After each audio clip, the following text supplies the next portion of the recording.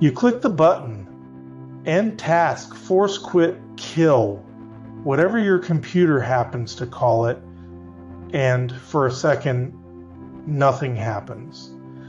The frozen program just sits there like it never even heard you. So you click it again, and maybe that's what finally does it. Or it closes a moment later on its own, and you never touched anything else. Neither one of those means the button is broken. So what's it actually doing if a running program isn't a switch you can just flip? Killing a program turns out to be a conversation your operating system is having on your behalf, and the program gets a say in it right up until it doesn't. So click that button once, and here's what actually goes out first. On Windows, it's a plain message called WMA, close your operating system, tapping the program on the shoulder and asking it to shut itself down. An ordinary quit on a Mac works the same way, handed to the program as a request it can act on.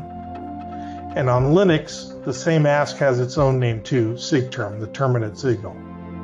Every one of those is a request, not an order.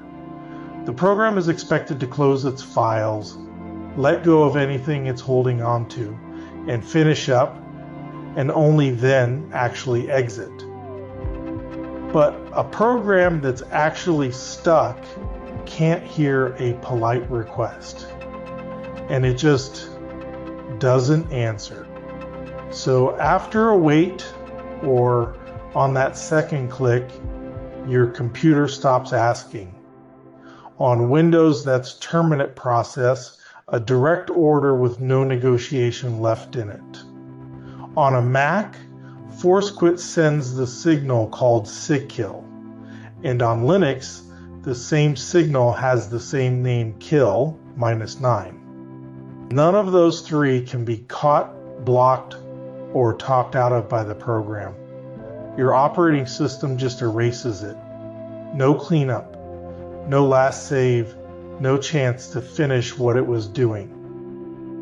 So if that second kill really can't be refused, why does the button still sometimes just sit there doing nothing for a few more seconds? Because the program might not be sitting still at all. It might be genuinely stuck partway through something your operating system itself won't let anyone interrupt yet, not even the kill you just sent. Think about a program reading from a slow drive or waiting on a reply that hasn't come back yet. While it's in the middle of that one request, your operating system has made it a kind of promise that the request will finish cleanly before anything else happens to that program. Not because the program is special, but because interrupting it halfway could leave something behind in a broken, half-written state, a file or a piece of memory another program is reading from right now.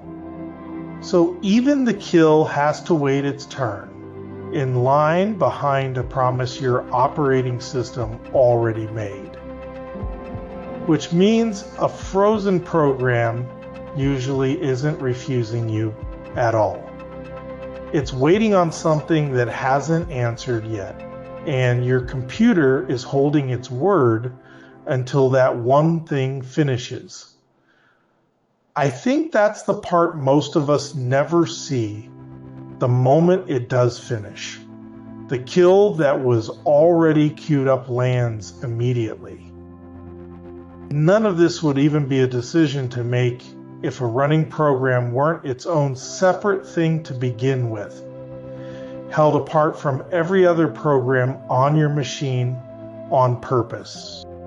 That separation is the whole reason a kill is a request in the first place, and not just a light switch someone flips from outside. So the next time that button seems to do nothing, you're not stuck, and the program isn't broken. You clicked, and your computer asked politely, then insisted, and now it's simply keeping a promise it already made before it could honor yours. The task still ends exactly the way you asked it to, just not the instant you expected. Everything you just figured out rests on something deeper, and that's the next video, so start there. Would you rather understand your computer than just use it? Then subscribe, and I'll see you next time, further down the stack.